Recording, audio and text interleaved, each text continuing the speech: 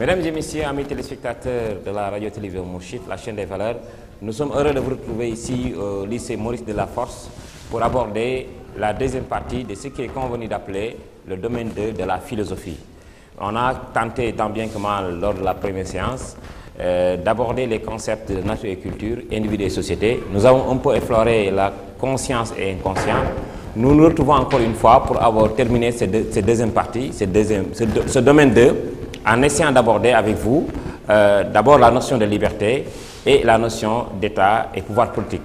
Nous nous retrouvons encore avec toujours le brillant professeur M. Kandji, dont vous avez apprécié vraiment la prestation, pour quand même voir ce qui reste un peu de cette deuxième partie qui est le domaine 2 de la philosophie, qui est appelé également vie sociale. M. Kandji, nous vous retrouvons avec beaucoup de plaisir. Oui. Nous devons quand même vous témoigner que la première prestation a été très appréciée par nos téléspectateurs. Merci qui bien. n'ont pas cessé de nous appeler pour quand même saluer la brillante prestation que vous avez réservée.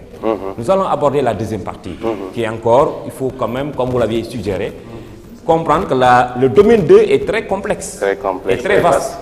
Nous avons également compris que c'est avec beaucoup de sueur que vous avez réussi même à aborder les premiers concepts. Évidemment. Nous sommes venus maintenant, et les collègues et même certains élèves nous ont suggéré de revenir encore sur la notion de conscience inconscient avant d'aborder la notion de liberté. Merci M. Diack. Je remercie aussi les téléspectateurs de Mourchid TV ainsi que nos charmants élèves qui nous accompagnent toujours dans ces pérégrinations. Je dois remercier aussi tous ceux qui nous ont témoigné, évidemment, cette marque de sympathie et de reconnaissance. Ça nous va droit au cœur, mais comme je disais, la seule chose que nous regrettons, c'est les contraintes de temps, parce qu'évidemment, nous sommes là tous les jours de la semaine, donc avec les contraintes que nous connaissons, il y a beaucoup d'étapes que nous essayons de survoler, que les gens nous comprennent, qu'en réalité, c'est des thèmes sur lesquels nous travaillons presque 3 mois, 4 mois, donc on ne peut pas en 1 heure ou 2 heures de temps faire le tout. Alors, je vous comprends parfaitement bien lorsque vous nous demandez de revenir sur le chapitre conscience-inconscient. Alors, je dois dire qu'en réalité, nous devrions même prendre le chapitre conscient-inconscient comme étant notre point de départ. Mais toujours est-il que dans le programme de philosophie, il y a un ordre chronologique. Mais je dis souvent aux élèves, quand on aura fini le parcours, il faudrait nécessairement se départir de l'ordre chronologique et considérer un autre ordre qu'on va appeler cette fois-ci ordre logique. C'est qu'en fait, vous verrez même certains de nos collègues qui se donnent beaucoup de liberté dans l'ordre logique, d'autant plus que il n'y a aucun de ces thèmes que vous pouvez aborder sans pour autant toucher un autre thème.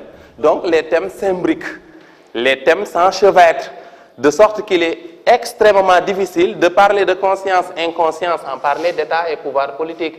Quand j'en parle très souvent, je commence d'abord par rappeler aux élèves des éléments qu'on a déjà vus dans le domaine 1, tels que la conscience philosophique. Parce qu'avant d'entreprendre une activité philosophique, il faut d'abord être conscient de soi-même. La notion de connais-toi toi-même, que Socrate nous inculque très souvent comme point de départ, est assez révélatrice. Parce que comment un individu peut-il prétendre accéder à la connaissance s'il ne se connaît pas lui-même?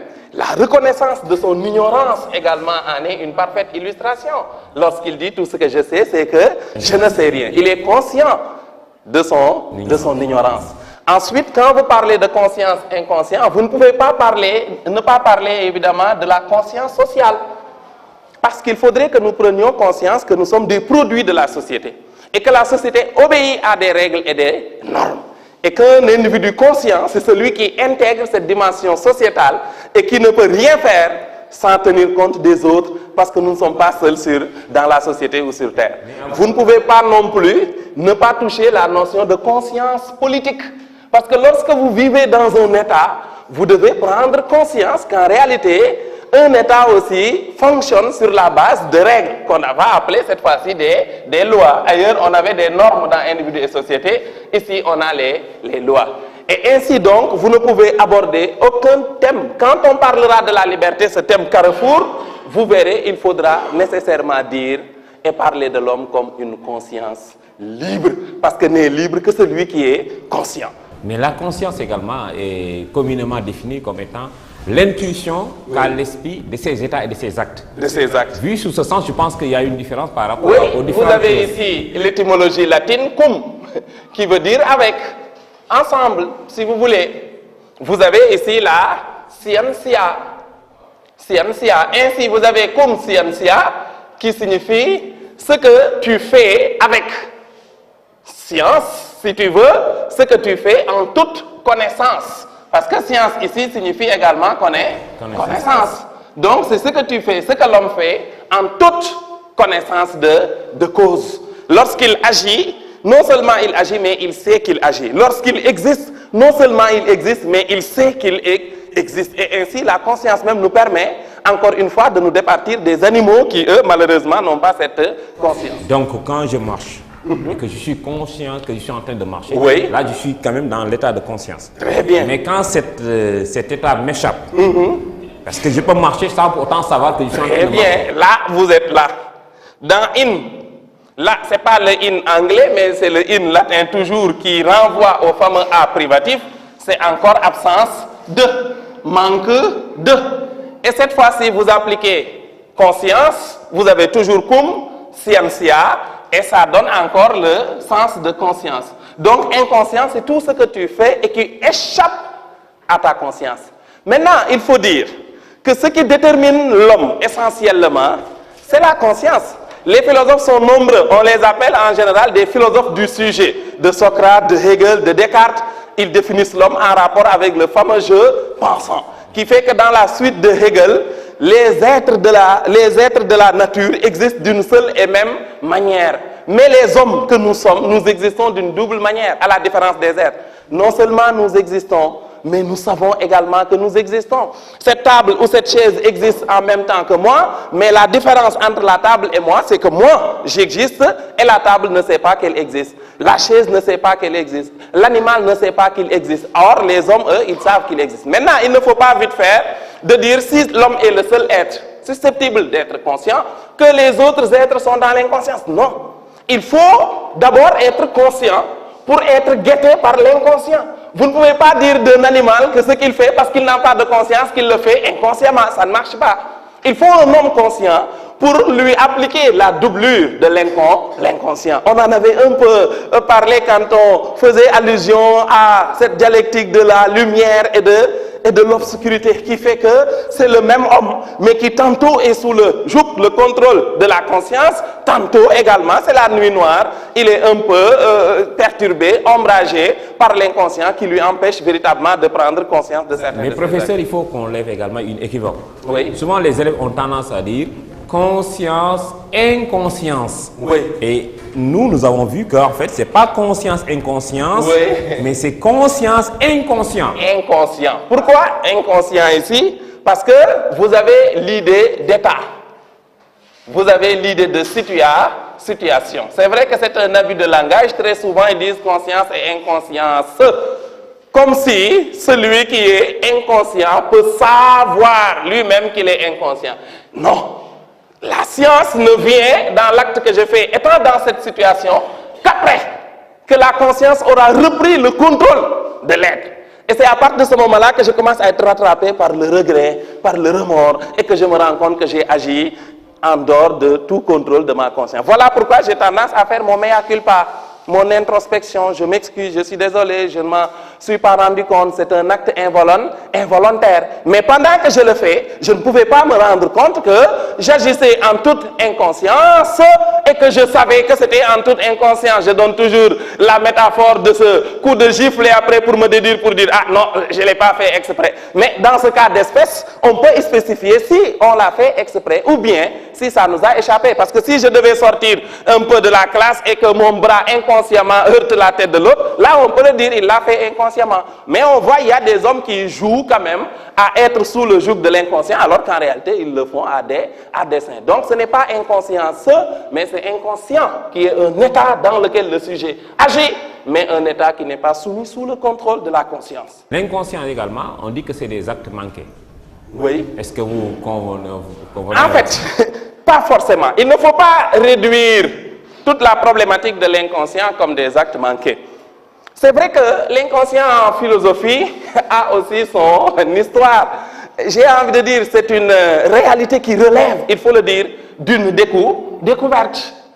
Et il faut dire pourquoi pas d'une découverte purement scientifique. Parce que Freud, qui introduit la notion d'inconscient dans la réflexion philosophique, lui-même, dès le départ, s'est voulu complètement hostile à la philosophie. Il se démarquait de la philosophie. Ce n'était pas dans une perspective tout à fait scientifique. Parce que c'est dans ses études en médecine, en sexologie, en sociologie, etc., qu'il en est arrivé même à coupler cette découverte de l'inconscient à un autre élément fondamental qu'on appelle ici la découverte également de la psychanalyse. Donc c'est dans la suite de la psychanalyse que Freud se retrouvait avec des patients qui très souvent avaient tendance à faire montre de cet état d'esprit dans lequel ils se trouvaient un peu somnolés, comme qui dirait, par cet inconscient sans s'en rendre compte. Mais à force d'être très attentifs, à force d'étudier les patients, ils se rendent compte que ce que les philosophes ont toujours considéré comme étant ici le fameux moi ou le fameux je pensant, qui permet toujours de déterminer ou de définir le sujet comme un être essentiellement conscient de lui-même, et que tout ce qui relevait de l'inconscient était de l'ordre tantôt du corps, parce que le corps aussi ne peut pas être conscient. C'est pas ma tête ou mon bras ou mon pied qui vont prendre conscience de mon existence en tant qu'être, en tant qu'individu, en tant que sujet, mais c'est ma conscience, c'est ma raison qui me permet véritablement de prendre conscience que j'ai une tête, que j'ai un bras, que j'ai des pieds et autres. Donc les philosophes ont tendance à négliger la dimension de l'inconscient. On lui attribue le corps, on lui attribue nos rêves, nos utopies, tout ce qui ne relève pas du réel, de quelque chose qu'on peut prendre évidemment conscience, il l'attribue à l'inconscient. C'est-à-dire c'était une véritable négligence. Mais on a vu et on a connu un philosophe tel que Leibniz, qui lui très tôt a commencé à suspecter chez l'être certains de ces actes qui très souvent échappent à l'inconscient et qu'on peut appeler ici les illusions de la conscience, et qui permet de se rendre à l'évidence que dans nos actes, il y a très souvent deux dimensions. Il y a la dimension de ce qu'il appelle les perceptions, et la dimension de ce qu'il appelle les aperceptions. Dans les perceptions, lorsque le sujet est en face d'une situation, il peut percevoir de façon nette ce qu'il est appelé à faire et à agir. Mais très souvent, il y a des aperceptions. Là, vous avez le sens de A privatif, absence de perception. Je dis le bruit des vagues, par exemple, quand je les entends, je peux être en mesure d'entendre les vagues de façon globale, mais je n'aperçois pas les petits bruits, pour ne pas dire les petites vagues qui cadencent et rythment la somme qui me permet d'avoir, comme qui dirait, l'écho d'un seul bruit, alors que les vagues sont faites d'une somme de bruit, parce qu'on voit comment un peu les vagues se forment par phase, par étape, jusqu'à ce que l'ensemble puisse donner une harmonie telle que vous la retrouvez dans la musique. Lorsque l'autre met sa guitare, l'autre met son piano, l'autre met son tam-tam, et il y a une harmonie qui se joue, de sorte que le spectateur profane que je suis ne puisse se rendre compte un peu de telle ou telle sonorité. Mais les spécialistes, eux, arrivent aussi bien à percevoir évidemment l'harmonie d'ensemble, mais également à percevoir les petits bruits, pour ne pas dire, parce que vous entendez souvent en répétition, quelqu'un peut dire, hey, Bédié Faye, allez, diminue le tam-tam, l'autre dit, oh, allez, diminue un peu la guitare, parce que c'est de trop. Parce que tout ce qui peut prendre le dessus sur l'autre peut en réalité un peu ombrager. D'où ici, lorsque vous avez la cartographie que Leibniz pose dans les perceptions et les aperceptions, vous avez comme l'impression qu'il voyait déjà l'élément de l'inconscient, que Freud, lui, va exploiter à profit lorsqu'il étudie le sujet. Parce que quand vous étudiez l'homme, vous avez l'impression que tous les actes que l'homme pose sont absolument soumis sous le contrôle de sa conscience. Alors qu'en réalité, Freud commence par dire, ce qui se joue est exceptionnel. Le moi, il semble agir, mais en réalité, le moi n'est pas maître dans sa maison. Il est là en face, il crie, il gueule, il semble être le seul, mais il y a tout au fond et au profond, il y a tout ce qui se joue comme étant des instances, comme étant des états, des topos comme ils les appellent, et qui ont tendance à déterminer notre être. C'est la théorie du ça, du moi et du surmoi qui se pose dans la première topique comme étant le préconscient, l'inconscient et la conscience. Mais est-ce que ce n'est pas des propos un peu abusifs quand Freud dit que les 9/10 de nos actes relèvent de notre inconscient? et que la partie consciente de notre être n'est que la partie visible de l'iceberg. De l'iceberg, très bien. Ça pose problème. Je ne pense pas. C'est vrai que dans la réalité subjective, nous pouvons nous rendre à l'évidence de ce que Freud dit. La métaphore est assez perceptible, me paraît-il. Lorsque vous voyez la mer, tout ce qui s'affiche et qu'on arrive à voir à la surface, c'est un peu tout ce qui atteint la surface de la conscience et qu'on peut véritablement répercuter et répertorier. Mais tout ce qui se passe au plus profond des eaux et des océans, mais ça, il faut nécessairement plonger. Maintenant, il arrive de temps à autre qu'un poisson un peu émerge et arrive à se faire voir, qu'un requin émerge et que quand vous êtes marin, vous foncez dans le très fond des océans, vous vous rendez compte qu'il y a une réalité qui dépasse de loin notre entendement. Quand on dit qu'il y a des fleurs, il y a du trésor, il y a telle ou telle autre ressource dans la mer, sous les océans et les eaux, vous n'en revenez pas. Donc il faut partir de cette métaphore pour comprendre le sens de ce grand arbre de la conscience qui cache la forêt de l'inconscient. Et il faut nécessairement tremper. Soit vous avez les rudiments qu'il vous faut pour vous psychanalyser vous-même,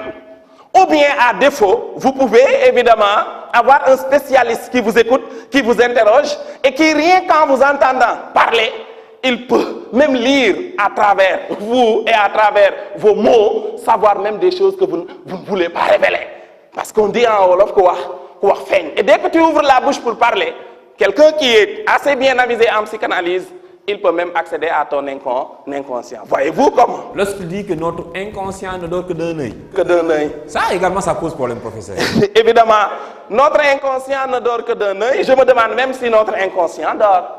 Parce que si vous prenez un peu la cartographie de la conscience et de l'inconscient telle que ça fonctionne, nous avons ici comme l'impression d'être là dans une sorte de, si vous voulez, d'antichambre. D'antichambre. Alors, là, vous êtes ici au salon, mais au salon, vous avez là le surmoi qui veille. Quand vous entrez à l'intérieur, vous retrouverez le moi qui vous attend ici. Alors, dans l'antichambre, c'est là où se joue la nuit noire de l'inconscient. Il faudrait que tout ce qui entre dans la réalité du sujet passe par le surmoi, qui a tendance évidemment à enregistrer. Le surmoi, quand Freud énumère ces topics, il commence par le préconscient. Pourquoi le préconscient? Parce que lorsque nous avons été enfants, les premières valeurs que nous avons reçues étaient des valeurs de l'éducation. C'est les valeurs morales de la société que nous avons enregistrées. C'est pourquoi nous avons tous déjà en phase, en état de préétabli, les valeurs morales de la société. Quand je parlais tout à l'heure de conscience morale, c'est parce que la société a bien su tirer profit, évidemment, de l'état que Georges Berkeley appelle notre esprit encore tendre. Et quand l'esprit est tendre, la société en profite pour dire à l'enfant, voilà ce qui est bien, voilà ce qui est mal. Même l'enfant, lorsqu'il fait pipi au lit, hop, on le corrige. Pour inculquer la notion de valeur, ça ne se fait pas. Mais lorsque le sujet d'or se repose, le moi, il est un moi sans censeur. Heureusement que notre censeur vient de partir.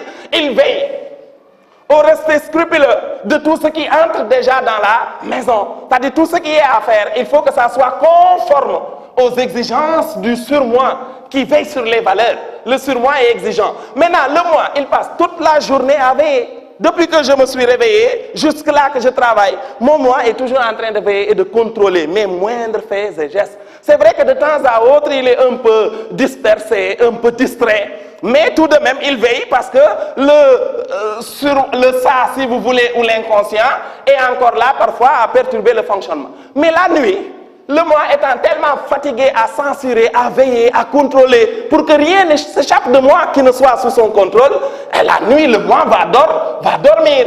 Et le surmoi qui veille sur les exigences, les recommandations de la société, lui, comme il est censé veiller tout ce qui entre, c'est comme un gardien qui surveille une maison, il n'a pas droit à l'erreur, il ne doit pas dormir. C'est là où il faut dire que c'est le surmoi qui dort d'un seul œil.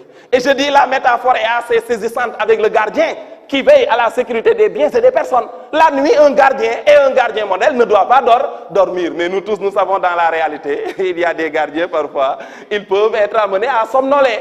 Et à somnoler, laissez-moi terminer ici, pour éviter que les bandits, les voleurs ne puissent entrer dans le magasin ou dans la maison. Mais qu'en réalité, les bandits, les voleurs, arrivent toujours à entrer. Parce que le ça qui a vu tous ses désirs, ses pulsions, tous ont été rejetés parce que n'étant pas conformes, va devoir emprunter ce que Freud lui-même appelle des conduites de substitution pour essayer de dissimuler ses désirs et les faire passer. Voilà pourquoi dans le sommeil, pendant nos moments de rêve, il nous arrive de rêver, de faire des actes qu'on n'aurait dû jamais faire en plein jour. Et que le ça fait bien exprès d'utiliser des images que le surmoi ne peut pas suspecter. Mais quand vous utilisez des images trop, j'allais dire, visibles, mais il est bien possible qu'un voleur qui fait trop de bruit va réveiller évidemment l'agent. C'est pourquoi le ça va utiliser des images un peu neutres. C'est ça le symbolisme du rêve. Mais lorsque vous avez un couteau prêt à tuer votre frère, votre soeur ou votre père, là c'est trop flagrant, vous vous réveillez en plein sommeil. Lorsque vous voulez vous accoupler avec votre propre sœur, votre propre père ou mère, vous imaginez le danger que ça représente. C'est comme si vous auriez pu faire un grand bruit et que subitement le surmoi se réveille. Le moi est averti, le moi se réveille et le sujet en plein sommeil est là, toute bouche bée parce qu'il était sur le point de commettre une bêtise. Voilà un peu ce qui se joue dans l'idée selon laquelle le moi ne dort que d'un seul œil. En réalité, c'est dans le fonctionnement global que le surmoi qui assure la sécurité de tout ce qui entre dans la maison a tendance évidemment à dormir d'un seul œil. Professeur, une préoccupation des élèves, ils m'ont demandé de vous interroger sur ça. Ils m'ont demandé quand même de vous suggérer de revenir sur les théories comme le refoulement, puisqu'on parle de Freud, la sublimation, le refoulement, qui semble, le transfert quelque part, qui semblent être des concepts Très bien, je vois, c'est des passages extrêmement riches, extrêmement aussi importants, j'ai envie de dire, parce que vous savez, tout ce qui se joue dans notre vie et dans notre existence est extrêmement complexe. Et que par conséquent, nous ne pouvons pas de toute façon occulter ces éléments-là parce que je dis souvent aux élèves qu'au-delà des exigences relatives à la vérification de vos compétences à l'examen, mais il faut considérer que le programme de philosophie a d'autres impératifs, d'autres exigences qui contribuent à la formation des âmes et des esprits pour que demain vous puissiez avoir cette autonomie qu'il vous faut pour pouvoir contrôler votre propre vie. Vous savez, dans les rapports entre conscience et inconscient, il y a ce qu'on peut appeler ici très souvent des interactions. Il y a des interactions qui se jouent entre la conscience et l'inconscient. Quand je viens de parler ici de ces trois éléments, si vous voulez, le ça, le moi et le sur-moi, vous avez ici chaque instance à ces éléments. Là, vous avez dans la première topique de Freud la théorie de l'inconscient. Là, vous avez la théorie de la conscience. Et là, vous avez la théorie du préconscient.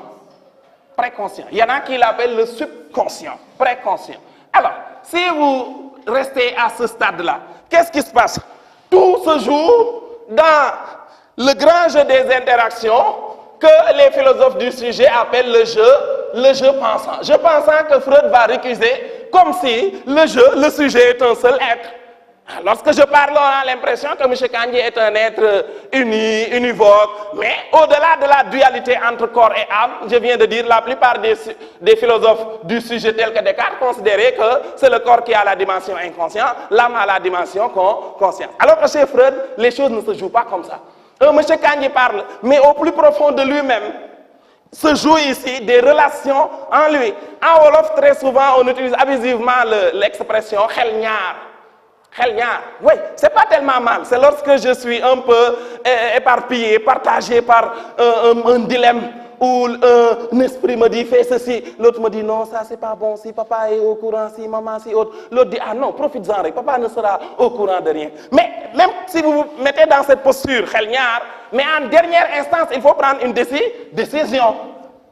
Le ça, lui, ne gère que ses désirs. Lui, il se fiche de ce qui est bien, ce qui est mal. La seule chose qui l'intéresse, c'est ses passions.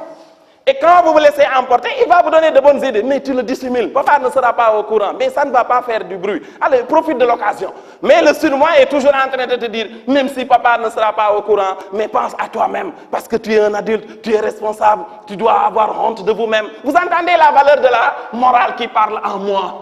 Et qui demain, même si je commets l'acte, mais elle aura tendance à me rappeler à l'ordre, Nyak Djom, un grand adulte comme toi, comment tu as osé faire telle ou telle autre chose. Mais je dis, dans ce rapport très conflictuel, entre le ça qui ignore totalement tout ce que l'on appelle valeur, et le surmoi qui est extrêmement exigeant avec lui-même et avec les valeurs, vous avez deux extrémités. Et le moi doit gérer les rapports, peser la balance, le pour et le contre. Et si maintenant le surmoi l'emporte sur le ça, le moi aura tendance à refouler le désir du ça. Pourquoi refouler? Parce que le mot refouler signifie retourner d'où ça vient. Le désir n'étant pas conforme aux exigences de la société, le moi dit au ça, je suis désolé, je ne pourrai pas le faire. Mais je dis refouler ne veut pas dire évacuer, apurer, faire sortir. Refouler veut dire retourner d'où ça vient. Étant donné que nous sommes des sujets, et naturellement nous somnolent ce qu'on appelle des instincts dans la nature de culture, l'instinct de vie et de survie, l'instinct grégaire et l'instinct sexuel ou de reproduction. Les désirs sexuels sont des désirs naturels chez tout être. Vous avez beau les refouler, chasser le naturel, il revient toujours au galop. C'est pourquoi les désirs persistent. Et comme ça persiste, le ça a tendance à entrer dans un processus qu'on appelle la résistance. Le ça ne va pas se laisser abattre. Pourquoi? Parce que la maison n'appartient pas au moi qui décide de ce que bon lui semble. Et le ça va lui dire, cette maison ne t'appartient pas. Moi aussi j'ai des droits, j'ai le devoir et le droit même de satisfaire mes désirs. C'est pourquoi le ça va emprunter évidemment ce que j'ai appelé tout à l'heure les conduites de. Vous voyez le verbe substitution. Substituer, c'est remplacer. C'est des voies alternatives.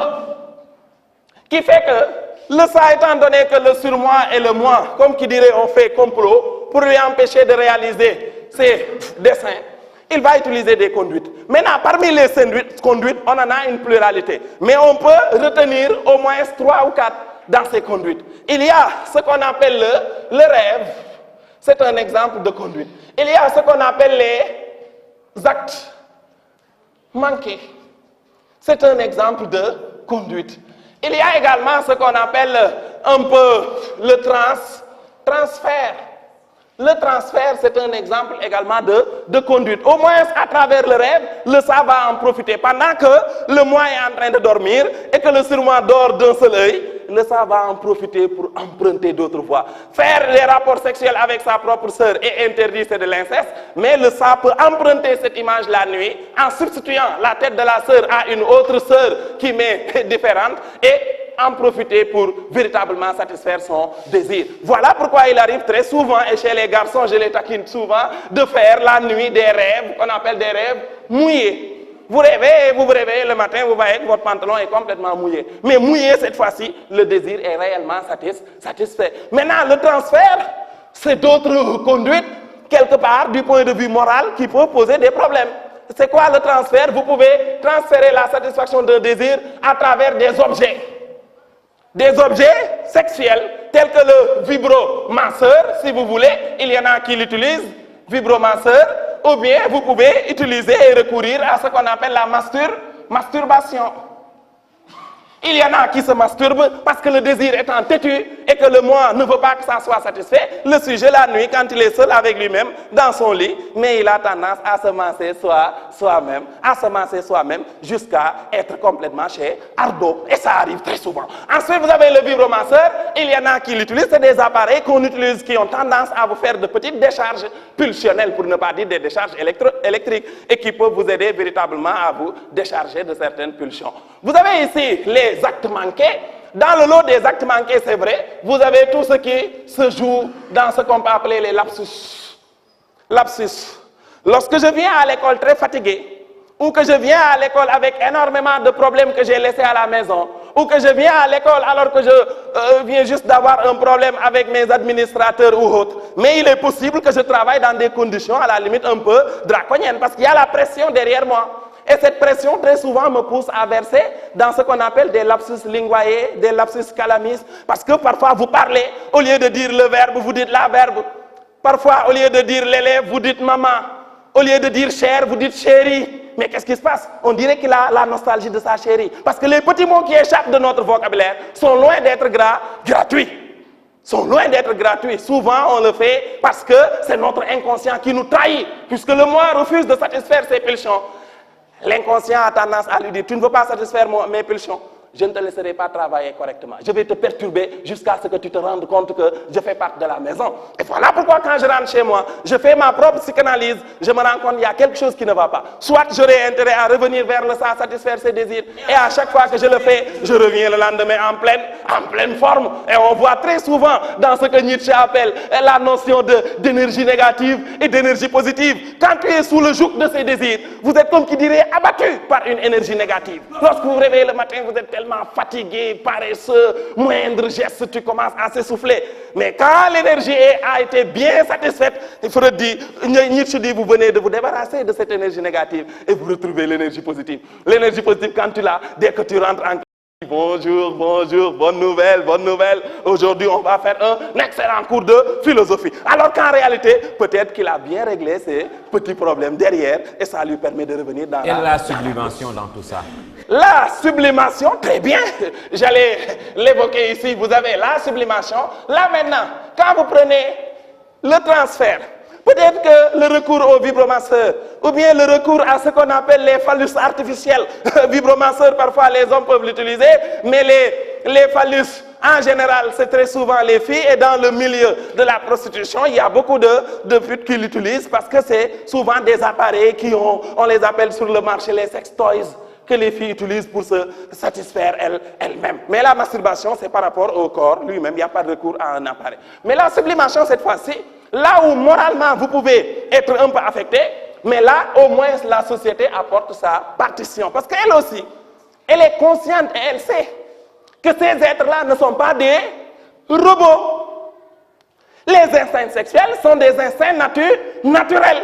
Vous avez beau vouloir comprimer, vouloir opprimer l'enfant, vouloir l'empêcher de satisfaire, mais il souffre dans son intimité. Et quand la société comprend ça, elle trouve elle-même des occasions qui permettent aux individus de s'épanouir, j'ai envie de dire pulsionnellement, passionnellement, pour ne pas dire sexuellement. Et là, c'est des modes de satisfaction des pulsions de façon assez bien pure. Et j'ai envie de parler d'apuration des désirs et des instincts. Et parmi les moyens d'apuration, je mets en tête les études. Ils ont de la chance. Pendant qu'ils sont en année scolaire, ils sont moins sous le joug et la domination des pulsions sexuelles. Parce que pendant la journée, pendant la semaine, il y a tellement de devoirs, tellement d'exercices, tellement de leçons à apprendre, tellement de programmes. L'examen vient à un mois. C'est assez chargé, c'est un programme suffisant pour ne pas véritablement penser à... Et ça peut dompter les pulsions. Très bien. Ça dompte et ça nous permet même d'oublier parfois. Mais quand vous êtes en vacances, vous restez 1 mois, 2 mois sans rien faire, sans avoir aucune pression. Immédiatement, vous allez vous retrouver dans le lot de ces gens-là qui ne pensent qu'à la sexualité. Parce que pensant toute la journée à regarder la télé Nova, dès que vous voyez 2 personnes s'embrasser, vous avez vous-même envie de le faire. C'est pourquoi l'activité sociale est une activité sublimatoire. Il est toujours bien que chaque membre de la société puisse avoir une activité. Le sport. Aussi Donc, bien chez les garçons. Le travail est une sublimation. J'allais venir, mais le sport... Très souvent, lorsque vous êtes sous le joug, la domination des pulsions, je parlais tout à l'heure d'énergie négative, qui fait que je suis paresseux, j'oublie vite, je suis un peu lassé. Bon, allez faire du sport. Le sport permet, et la sueur évidemment qui coule, permet d'évacuer. Même si ça n'évacue pas tout, au moins ça diminue et ça libère. Quand tu reviens, tu es fatigué, tu retrouves un nouveau souffle. Et le lendemain, tu peux avoir une nouvelle énergie pour travailler positivement. Vous avez ici les activités artistiques. Dans le chapitre esthétique, vous verrez que l'art est une activité sublimatoire, que l'artiste sublime à travers son activité qui lui permet véritablement de libérer des pulsions. Vous avez également l'activité politique. Les hommes politiques aussi, c'est sublime. C'est sublime. Le fait de devoir toujours être là en meeting, en réunion, en conseil des ministres, en tournée nationale, d'avoir un programme, d'avoir à rencontrer les militants, d'avoir ceci ou cela. Il y en a qui en arrivent même à oublier qu'ils ont une femme et des enfants. Ils oublient tout ce qui a trait à la sexualité parce que l'activité elle-même procure tellement de plaisir et de passion pour ceux qui le font, par conviction évidemment, que finalement vous allez en oublier même que vous avez d'autres obligations. Ainsi, vous venez de parler du travail. Quel qu'elle soit, le travail aussi fait partie de ce qui nous permet de nous sublimer. Quand je parle de l'activité politique, quand je parle de l'activité artistique, quand je parle des études, vous êtes également dans le cadre du travail. Ça permet d'évacuer. Vous avez également les loisirs. Ah, de temps en temps, tu sors un peu. où tu sors en boîte, en excursion, en promenade, avec des amis, mais ça te permet au moins de te changer les idées, de vider un peu le corps, de vider l'esprit, et ça permet de te ressourcer, de bien te recharger et de revenir en force. C'est pourquoi la société, je dis bien, les filles, vous voyez, même dans la société classique traditionnelle, lorsqu'on organisait un peu les sabbats, les fourrels et autres, mais je dis, c'est des parents même qui cotisaient pour leurs propres enfants. Et qui vont devoir venir sur la piste de danse et qui exercent ce que Abdoulaye Ndiaye appelle les formes de danse érotiques avec son fameux système de Arwatam, Mimi Khajmachi. Et tu vas voir une femme qui va mettre son petit pagne, qui va montrer ses parties sexuelles et intimes, et que tu verras toujours le batteur de tam-tam qui lui aussi comprend les enjeux qui se jouent dans cette activité et qui s'approche de la danseuse et qui dit Arwatam, Mimi Khajmachi, une manière de dire au moment final où tu dois véritablement faire la conclusion, parce que également il faut que tu aies une finition. Lorsque tu t'apprêtes à dire Massa Massa, et le danseur va te dire mets-le ici, Mimi, Mimi Khajmachi, Mimi, Mimi Khajmachi. Voilà pourquoi ici, on voit que les mêmes parents qui comprennent tout ce qui se joue, eux-mêmes travaillent à ce que les enfants puissent s'épanouir. D'accord. Maintenant, c'est pourquoi on dit, professeur, c'est bien. Oui. C'est pourquoi on dit que il faut donc s'occuper. Oui. Pour ne pas être dominé complètement par les passions. Oui. Il faut s'occuper. Et donc, c'est pourquoi on dit que même l'oisiveté est la mère des vices. Et mère des vices. Et mère des vices quelque part. Parce que si tu n'es pas occupé par le sport, par le travail, par la politique, maintenant, c'est là où quand même... Évidemment, mais vous dites survient. oisiveté, nous on l'utilise sous deux angles. Oisiveté. Alors, pour éviter qu'ils ne perdent de vue les enjeux, en début d'année, on parlait de l'oisiveté comme mère de toutes les sciences. Mère de toutes les sciences. Parce que les premiers penseurs, les Grecs, c'était des nobles, des aristotes et des riches, qui étaient tellement riches qu'ils étaient complètement départis de toute obligation de travailler. Mais ils utilisaient leurs heures creuses à développer des activités spéculatives, tel que l'avènement de la réflexion philosophique. Parce que quand vous aurez satisfait évidemment vos besoins élémentaires, manger, boire, satisfaire les besoins de la famille, si vous êtes tellement riche, vous pouvez vous réveiller un beau matin, vous n'avez rien à faire dans la... Vous avez même des esclaves, vous avez tout ce qu'il vous faut. Alors ces premiers penseurs, les Thalès, les Platon, les Aristote, mais c'était des gens riches à l'abri du besoin. Et lorsqu'ils passaient tout leur temps à se retrouver un peu à l'agora pour faire leurs échanges, leurs discussions, etc., c'était pour gérer utilement leur temps libre. Donc on peut bel et bien avoir du temps libre et l'utiliser utilement. Même la naissance de l'art, en réalité, va découler de cela, qu'on va appeler ici l'art libre ou activité libérale. Alors maintenant, vous avez l'autre oisiveté qui est cette fois-ci la mère de tous les vices.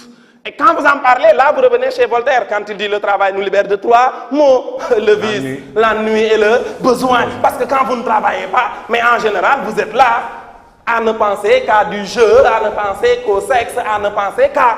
Mais lorsque vous travaillez, vous avez un programme, vous avez un agenda très chargé, vous descendez le soir à 17h, 18h pour avoir passé tout le temps à l'école de 8h, 17h ou bien au travail, tellement épuisé que vous n'avez même pas le temps la nuit de traîner dans la nature. Voilà pourquoi le travail est à ce titre extrêmement important, parce que ça détermine à chaque membre de la société une place fondamentale à occuper. Mais professeur, oui.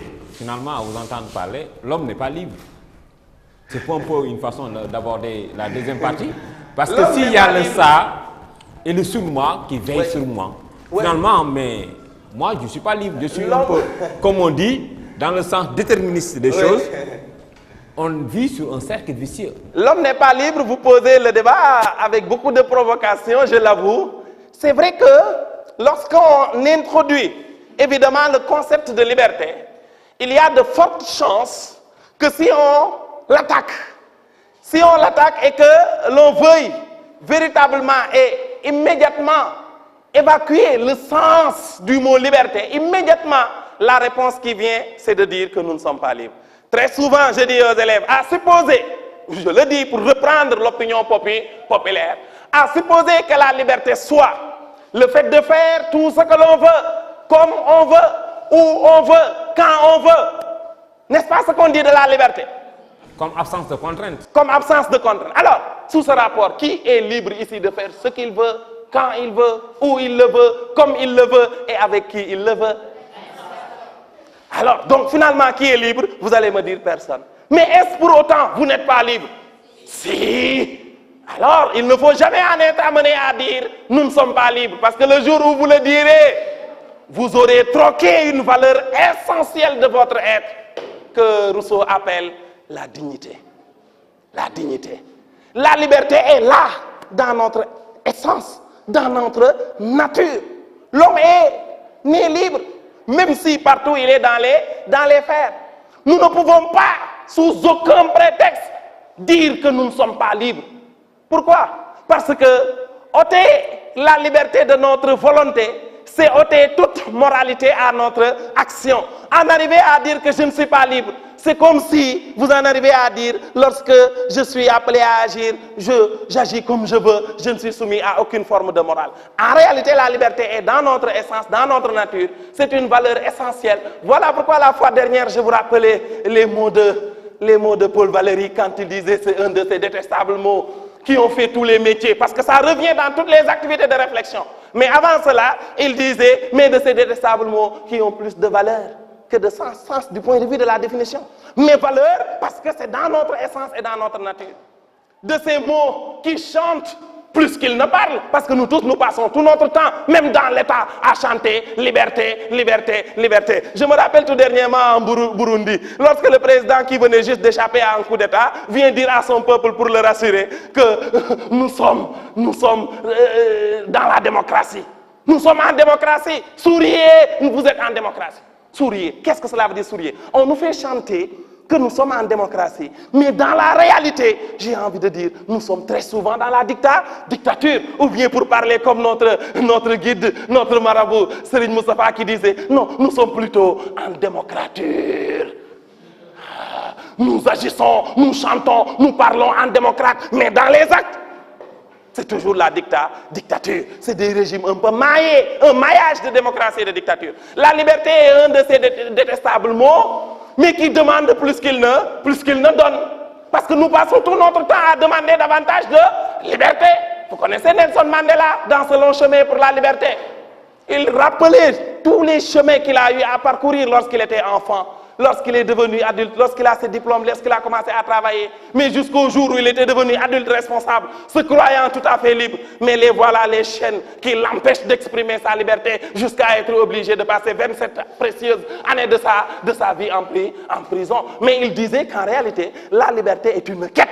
La liberté est une conquête permanente. Ce n'est pas un donné naturel, mais c'est quelque chose que nous devons toujours travailler à acquérir et à garder. Et à chaque fois que vous avez l'impression de l'avoir, mais elle a tendance à vous échapper. Professeur, pour ne pas couper, en fait, il y a quand même des élèves qui veulent intervenir dans ce sens. Oui. Et peut-être des questions pourraient nous permettre un peu de revenir sur leurs préoccupations personnelles concernant le concept de liberté.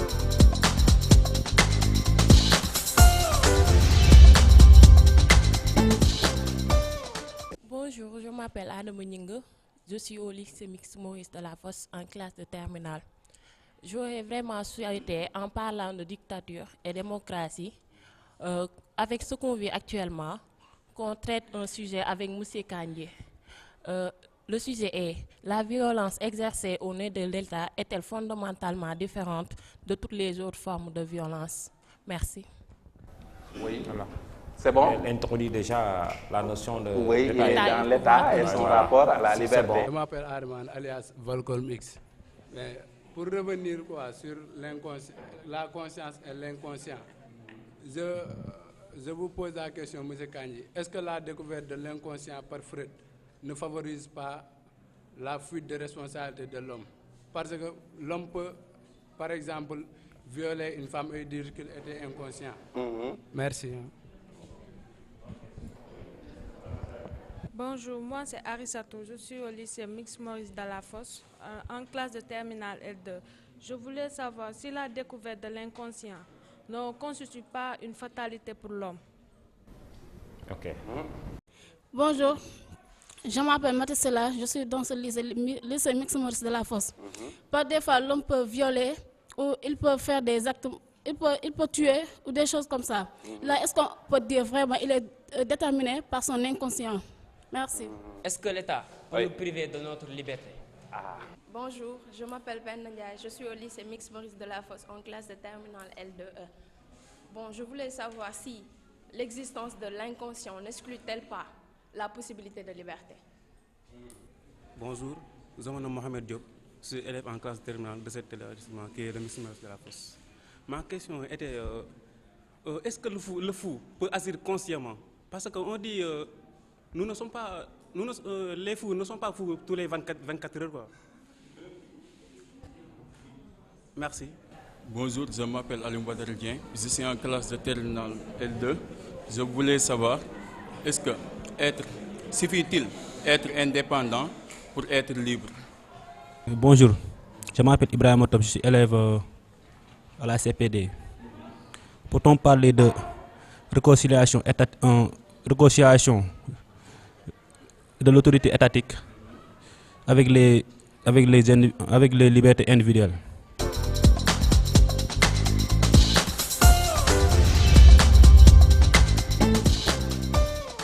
Voilà donc, M. Kandji, les élèves ont posé vraiment beaucoup de questions, des questions également aussi pertinentes que les unes des autres.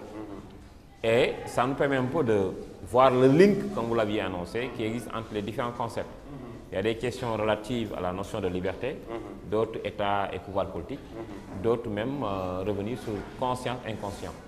Et nous savons, comme vous l'aviez annoncé, qu'il y a une imbrication entre les différents concepts. Est-ce que vous pouvez vraiment revenir Évidemment, je remercie les élèves pour les questions très intéressantes qu'ils ont soulevées. De toute façon, on en a 9, mais les questions se recoupent. Hein? J'ai vu presque inconscient qui revient 4 fois. C'est vrai, avec des déterminations qu'il faut préciser. Là, vous avez inconscient, liberté, fatalisme, inconscient, déterminisme, liberté, responsabilité. Là aussi, vous avez folie, inconscient, liberté. Donc, ça revient toujours. C'est ce que je dis. Heureusement qu'ils soulèvent eux-mêmes des questions de cette nature, parce que nous, quand on aborde les thèmes en classe, on les aborde avec le souci pédagogique et méthodologique par thématique. Mais une fois qu'on termine le domaine, je dis, attention, il n'y a plus de thème. À l'examen, on vous interdit, quand vous êtes en face d'un sujet, de dire ça porte sur nature et culture, sur individu et société, sur État. Ça ne marche pas comme ça. Dès que le domaine est terminé, vous n'avez qu'un seul thème, c'est la vie sociale. Il n'y a plus de sous-thème. Maintenant, c'est des articulations qu'il faut gérer. Alors, quand vous parlez ici de conscience, inconscient, responsabilité, liberté, je dis qu'évidemment, tout à l'heure, on a bien dit, n'est libre que celui qui est conscient. Pour être libre, il faut d'abord être une conscience. Et dès que vous posez cela comme postulat, l'enfant qui n'est pas encore conscient, il est complètement hors jeu. C'est pourquoi l'enfant, il est sous la tutelle de ses parents. Il y a même en droit quelques délits commis par un enfant, on impute la responsabilité à ses parents. J'ai tout dernièrement entendu à Thiès, ma ville natale, le maire Talasela qui disait aux parents que désormais nous allons veiller la nuit. Si on ramasse des enfants à 1h, 2h du matin qui traînent dans la nature, on va les garder et le lendemain, les parents vont répondre de ça. Parce que nous ne pouvons pas tolérer dans une cité que des enfants de moins de 10 ans traînent dans la nature jusqu'à des heures indues. Parce que c'est les parents qui doivent veiller, parce qu'ils en ont la responsabilité et la garde. L'enfant n'est pas encore libre parce qu'il n'a pas encore atteint ce niveau de conscience. Ensuite, le fou ne peut pas être libre parce qu'en réalité, le fou, il perd la conscience. Il a une raison qui subit une pathologie. Maintenant, c'est vrai, dans la folie, il y a ce qu'on appelle des états. Souvent, il y a en psychologie un concept de double personnalité qui fait que parfois, il y a des moments où le fou a des lueurs de lucidité. Vous discutez avec lui, vous parlez normalement, mais c'est au fil et au cours de la discussion que le fou commence à perdre complètement réseau et connexion. Et qu'il y en a même qui taquinent en disant « ça va, parce qu'il est en train de monter. Alors, dès lors qu'un acte est posé, il faut circonscrire dans quel état il l'a commis. Est-ce qu'au moment où il était en période de lucidité ou en période où il sombrait dans la folie, là, il faut le déterminer. C'est pourquoi en droit, très souvent, il y a des enquêtes qui précèdent certains actes pour vérifier si le sujet l'a commis dans un état de lucidité ou bien dans un état d'inconscience. Je vois également quelque part inconscient et je ne sais pas quoi encore, privation de liberté. Vous prenez l'exemple de l'alcool quand vous faites une conduite en état d'ivresse. Lorsque vous faites un accident, vous tuez une personne. Mais il faut vérifier. État d'ivresse signifie état d'inconscient. Est-ce à dire que vous ne répondrez pas de ces actes? Alors, il faudra déterminer à quel moment vous étiez en état d'ivresse. Est-ce qu'en partant, par exemple, en boîte, en partant en bar, en partant, vous savez que vous allez boire de l'alcool? Et vous connaissez en état de conscience que prendre de l'alcool, c'est courir le risque de perdre la conscience. C'est pourquoi en droit, on parle de situation aggravante, très bien. Situation atténuante. Si en y allant, vous saviez que vous allez boire, mieux vaut laisser votre voiture à la maison et après prendre un taxi. Mais si en y allant en bonne foi et bonne intention, mais on détermine les enquêtes, on essaie de circonscrire les circonstances et après vous allez répondre. Parce qu'on situe la notion de responsabilité. C'est une notion extrêmement importante. Parce que tout acte que vous commettez de façon libre, sans être assujetti à aucune forme de déterminisme, vous allez devoir répondre à cet acte. Maintenant, est-ce que quand vous commettez un acte sous le joug des déterminants, vous n'allez pas répondre de vos actes? Là, également, il ne faut pas trop compter sur un peu la fatalité ou sur l'accident, par exemple, qu'un chauffeur en bon état de lucidité commet. C'est vrai, on parle de, comment on l'appelle encore, crime commis involontairement, parce qu'il ne l'a pas fait exprès. Mais c'est un accident de travail. Les chauffeurs qui passent tout leur temps à faire des accidents, à tuer des personnes, mais on ne va pas les laisser libres comme ça. Bien vrai qu'ils ne l'ont pas fait à dessein, mais ils vont devoir quand même payer de leur liberté, mais avec la notion de circonstance atténuante. Quand vous êtes en face de la fatalité, là c'est plus complexe. Parce que la fatalité d'abord ne fait pas unanimité pour qu'on puisse s'entendre si réellement tel acte commis a été sous le coup de la fatalité ou pas. Tout à l'heure nous avions parlé, en rappelant un peu Freud, dans la notion de complexe d'Oedipe. Pourquoi la métaphore d'Oedipe? Parce que Oedipe, vous savez son histoire avec Sophocle, lorsqu'il a tué son père et épousé sa mère, jusqu'à avoir avec elle quatre enfants, dont chacun de ses enfants constituait en même temps pour lui. Et ses enfants, ses fils et ses frères en même temps. Curieux destin. Alors, il est avéré que lorsqu'on reprend le fil de l'histoire, il a été prédit que Oedipe naîtra et tuera son père, épousera sa mère. Alors, quand vous prenez l'histoire de fil en aiguille du début jusqu'à la fin, vous avez comme l'impression que Oedipe n'est responsable de rien. Parce que cette erreur poursuivait son père Laïus, qui, dit Sophocle, aurait commis une faute dans sa vie en ayant violé un fils, je dis bien Chrysippe, d'un de ses oncles qu'il avait hébergé parce qu'il avait perdu son père. Alors, son oncle Pélops qu'il a hébergé, Laïus n'avait rien à lui rendre comme monnaie de sa pièce que de violer son fils. Alors, l'oncle l'a chassé de la maison et l'a banni. Alors, Laïus est parti et quelque temps après, il est devenu le roi de Thèbes et l'oracle lui a prédit qu'un jour tu auras un enfant qui va te tuer et qui va épouser ta femme. Alors, Laïus qui ne voulait pas qu'un tel destin se réalise, qu'est-ce qu'il a fait? Lorsque sa femme tombe enceinte et met au monde un enfant, fils, Laïus a demandé à ce que le gardien le jette loin. Et le gardien l'a jeté loin de Thèbes. Et en le jetant, l'enfant a été ramassé par un autre berger d'un autre royaume. C'est le royaume de Corinthe, dont le roi Polybée, malheureusement, n'avait pas d'enfant, qui en a profité pour l'héberger. Et il l'a hébergé pendant longtemps, jusqu'à ce que Oedipe grandit. Puisqu'étant enfant, jusque-là, il est considéré comme fils du roi et de la reine Mérobée. Il était même presque, comme qui dirait, un fils héritier. Alors, mais un jour, c'est un des convives qui a dit à Oedipe qu'en réalité, ce roi n'était pas ton père. Et Oedipe a dû fuir. Pourquoi? Pour ne pas tuer celui qu'il considérait comme son père. Et en fuyant, il est allé pour peut-être à l'aventure, jusqu'à croiser un vieillard avec qui il ne savait même pas qu'est-ce qui se passe, mais le vieillard était entouré de trois de ses gardes. Ils ont eu un problème de préséance, un rapport de force s'oppose. Oedipe a réussi à tuer le vieillard et deux de ses gardes du corps. Et ainsi, Oedipe est devenu le roi, épousant du coup sa mère, ayant avec lui un enfant. Mais après, qu'est-ce qui s'est passé? Lorsqu'il y a eu une maladie, on commençait à se poser des questions, à savoir, est-ce que c'est Oedipe qui est responsable du fait qu'il ait tué son père et épousé sa mère? Vous réfléchissez, vous avez envie de dire que même en cherchant à fuir ses responsabilités, en cherchant à fuir son destin, il venait de l'accomplir. Voilà une manière de dire, quand il y a fatalité, vous ne pouvez pas forcément décharger l'être, même si nous pouvons dire toujours que c'est Dieu qui l'a ainsi voulu, c'est le fameux Ndogalu, Ndogalu Yalla. Donc, fatalité ne nous décharge pas totalement de nos responsabilités, d'autant plus qu'il y a un débat extrêmement profond chez les philosophes. On pourrait leur opposer, pourquoi pas, le libre arbitre, pour montrer que l'homme est absolument ou totalement libre de ses actes, et que tout acte qu'il pose, il doit en assumer les responsabilités. Donc, je dis, c'est un débat très profond. Si on le poursuit, on ne va pas s'en sortir. Elle a parlé ici de violence, d'État et de liberté.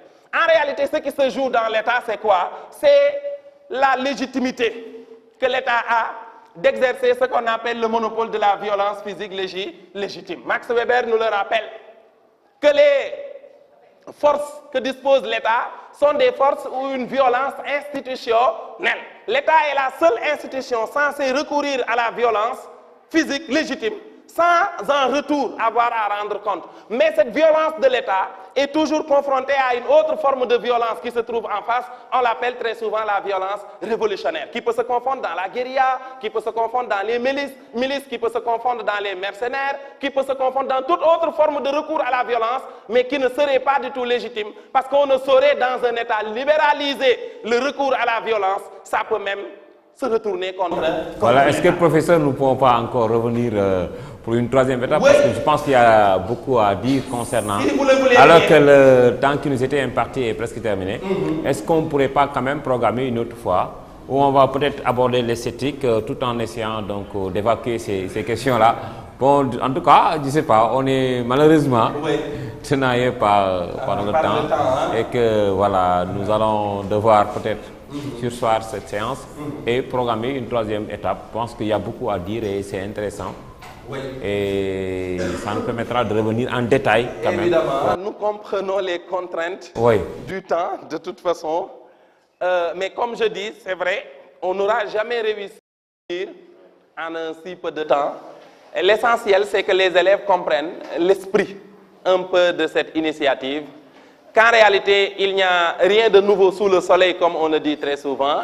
Il s'agit évidemment de rafraîchir les mémoires, parce que j'ai bien dit que ces thèmes-là, le thème de la vie sociale nous prend au minimum, je dis bien, 3 mois de parcours. Chaque thème, vous aurez besoin au moins d'1 à 2 semaines. Il faut toujours à la 2e semaine pour pouvoir finir un thème. Vous imaginez, en 1 heure de temps, 2 heures de temps, quoi qu'on puisse dire, nous ne pourrons jamais faire le tour de ces thèmes. Mais, en termes de révision de fin d'année, c'est vrai, les initiatives sont nombreuses, nous saluons les vôtres, mais il faut que les élèves comprennent également que le but, l'objectif, c'est de permettre à l'élève de garder la fraîcheur de ses idées, de ses souvenirs, sur les grandes orientations de ces thèmes, et qu'il puisse, autant que nous tentons de le faire, avoir ici un esprit d'assimilation. Pas de parcourisme, parce qu'on le déconseille en philosophie, mais d'assimilation de votre programme qui vous permet évidemment de faire le même travail que nous essayons un temps soit peu de faire, c'est-à-dire de pouvoir parcourir les thèmes, de pouvoir gérer de façon logique assez bien articuler les imbrications sans pour autant faire ce qu'on appelle des coupures, des césures, des modèles ou versions copie-collées. Ce n'est pas des copie-collées, mais c'est des articulations assez bien logiques qu'il faut bien justifier et montrer que vous avez assimilé votre programme. Voilà, M. Kandji, vraiment, nous apprécions encore une fois votre prestation à sa juste valeur et vraiment nous pourrons vous remercier assez. Tellement vous donnez une volonté, vraiment une intention de vraiment parcourir le programme entier du domaine 2, concernant le domaine 2. Mais nous pensons que nous pouvons revenir. Et pourquoi pas des suggestions également. Une des élèves m'a suggéré tout à l'heure, pourquoi pas venir avec un sujet et revenir sur les questions de méthodologie. Donc nous comptons revenir encore une fois. C'est déjà promis pour quand même une troisième séance, pour quand même revenir sur les détails qui sont importants également pour nous. Voilà, mesdames et messieurs, c'était tout pour aujourd'hui, votre émission Révision. Et donc, comme nous l'avons annoncé, nous reviendrons un peu dans une semaine pour un autre numéro, pourquoi pas avec M. Kandji, et revenir sur les questions de J'ai un petit mot à glisser. Oui, et remercier tous ceux qui, comme je l'avais dit en début d'émission, nous ont témoigné leur gratitude. Je n'imaginais pas quand même, au-delà des élèves qui sont soumis à ces exigences, évidemment, liées aux révisions et autres, j'ai vraiment été surpris de voir des gens qui semblaient ne pas être intéressés par ce que nous faisons, faire montre de témoignage et d'intérêt. J'en veux pour preuve un appel que j'ai reçu le week-end d'une ancienne élève de l'école. Elle dit qu'elle a véritablement perdu complètement le souffle dès qu'elle nous a entendu parler de la fosse comme lieu où on aurait fait ses humanités, pour ceux qui s'en souviendront, parce qu'elle a fait ses humanités à l'école. Il s'agit de Madame Kane. Elle travaille depuis la présidence de la République et elle n'en revenait pas. Elle nous a appelés, nous a encouragés. C'est beaucoup ému également des conditions dans lesquelles nous travaillons, dans la chaleur, dans véritablement les conditions très décentes. Et des parents d'élèves m'ont dit également que ce n'est pas uniquement les élèves qui révisent, mais même les parents parfois révisent à travers. C'était ça ma surprise de voir qu'au-delà des élèves, que des parents s'intéressent à ce que nous faisons. À ce juste titre, nous saluons véritablement votre initiative. Merci. Je suis de plus en plus convaincu que votre slogan n'est pas creux. La chaîne des valeurs, nous le vivons au quotidien. Et au-delà de ces opportunités que vous donnez à la communauté éducative, j'ai vu également les autres rubriques de vos programmes. J'avoue qu'il y a de la valeur à Mourchid TV. Merci. Et que désormais, nous serons tous abonnés régulièrement à Mourchid, n'est-ce pas? Donc c'était tout, mesdames et messieurs, pour votre numéro de révision. Et nous vous donnons rendez-vous dans une semaine pour un autre. Et d'ici là, bonne suite de programme sur la chaîne des valeurs. Mourchid TV. Merci beaucoup. M. Kandji. Merci bien.